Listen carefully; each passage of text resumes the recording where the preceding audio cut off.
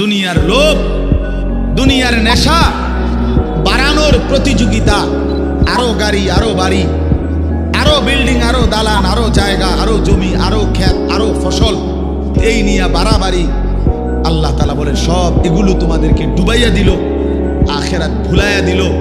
হাত্তা জুরতুমুল মাকাবির, এভাবেই একদিন কবরেই পৌঁছে গেলাম।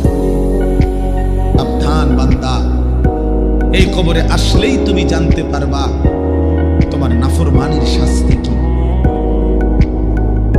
সুম্মা কাল্লা সাউফা তা'লামুন, আবারও জানতে পারবা হাসরের ময়দানে জাহান্নামের শাস্তি দিয়া তোমার নাফরমানির পরিণতি কি। দুইবার বলছেন আল্লাহ, একবার বলছে কবরে জানতে পারবা তোমার নাফরমানির শাস্তি কি, আরেকবার জাহান্নামে জানতে পারবা হাসরে তোমার নাফরমানির শাস্তি কি।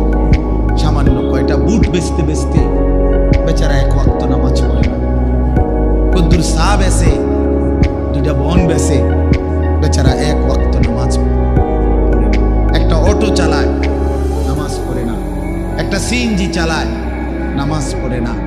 12,000 14,000 টাকার একটা বেতন, এই কদ্দুর চাকরি করে, এটুকুর জন্য একটা নামাজ, একটা সেজদা দেয় না আল্লাহকে। হায় রে নাফরমান, কি পাইয়া আল্লাহরে ভুলে গেল। এই একটা বুটমুড়ির দোকান,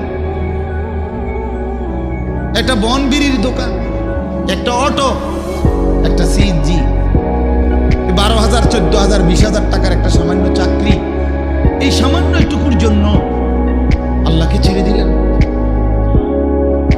আখিরাতকে ভুলে গেলেন।